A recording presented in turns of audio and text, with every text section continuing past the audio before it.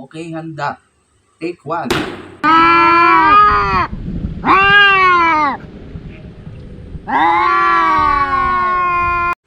Cut.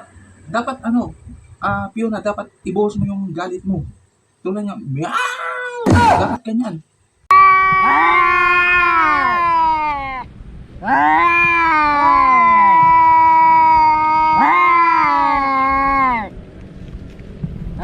Okay, take two.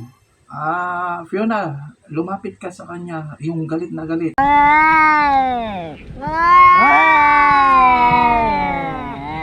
Take three tayo. Dapat yung mukha nyo is magkalapit na, yung tapos ibusin yung galit nyo na parang iniwang kayo ng mga minamahal sa buhay. Ganun.